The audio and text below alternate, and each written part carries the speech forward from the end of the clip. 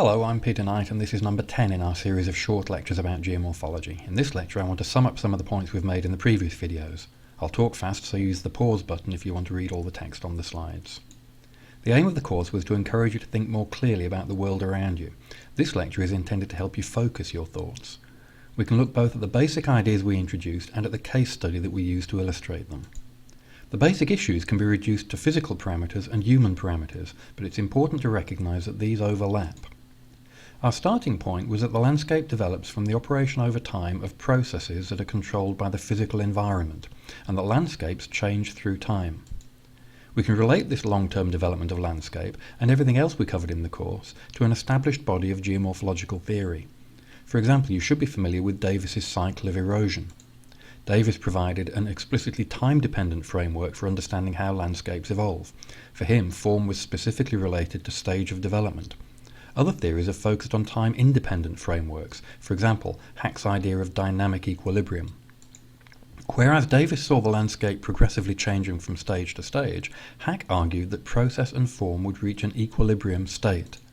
From what we've seen previously, you might predict that the erosion rate would be higher where the ground is steeper, and also higher where the rock is less resistant, as shown in these graphs. Hack argued that this would cause the topography to become adjusted to the lithology, so that more resistant rock would produce steeper slopes, and soft rock would produce flatter ground. Because of that, the erosion rate stops varying with slope or resistance, and the ground surface stops its Davisian progression towards peniplanation. Whether you favour Hack or Davis then depends partly on what timescale you look at. Over long timescales we see evidence of the major cycles of landscape evolution. Over very short timescales we see no change at all in the landscape. Over intermediate timescales we see a constant mutual adjustment of form and process, maintaining a dynamic equilibrium in which morphology is broadly stable. So there are theories out there that perhaps help us to answer those questions that we started with in the first lecture. Questions such as, how does the landscape respond to environmental change? Or, can we predict geomorphic events? With the concepts at your disposal that we've mentioned in these lectures, you're well placed to start answering those questions.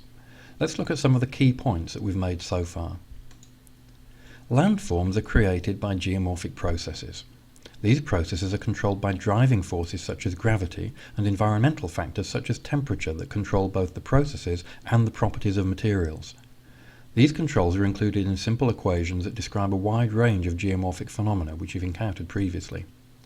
These processes are important also in a human context of applied geomorphology. We can see some of these basic ideas in action in our case studies. For example, I talked previously about volcanoes, but we can extend what I said to make more general points. We saw that the distribution of volcanoes is determined by plate tectonics.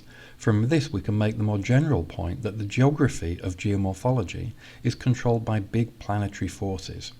Try to relate that idea to other case studies such as coasts or rivers. We can also recognise from the volcanoes case study that geomorphic forms are controlled by geographically specific conditions, that landforms are controlled by time-transgressive processes, that geomorphic processes are part of a complex system linking forms to their environments, and that understanding geomorphic processes is an essential part of applied geomorphology. So you should now have some ideas that will help you to come up with your own answers to the big geomorphological questions we started with. The answers that I've been offering aren't the only answers or necessarily the right answers, but I hope they've started to get you thinking. Most of you watching this video will be doing my geomorphology course in the second year of the physical geography degree at Keele University, and for you there are plenty of opportunities to do more geomorphology within physical geography at Keele. For those of you with a hard-nosed, hardcore physical geography interest, my module Glaciers and Glacial Geomorphology gives you the opportunity to focus on one particular area of the subject in great detail. For those of you with a broader range of interests, the module that I co-teach with a human geographer and an artist gives you the opportunity to see geomorphology in a much wider cultural context. For those of you doing physical geography at Keele with me, and also for anyone else who's watched these geomorphology videos, the important point I want to finish with is to say that I hope the few things I've said about geomorphology in these lectures help you to enjoy landscapes more in the future, and perhaps encourage you to want to learn more.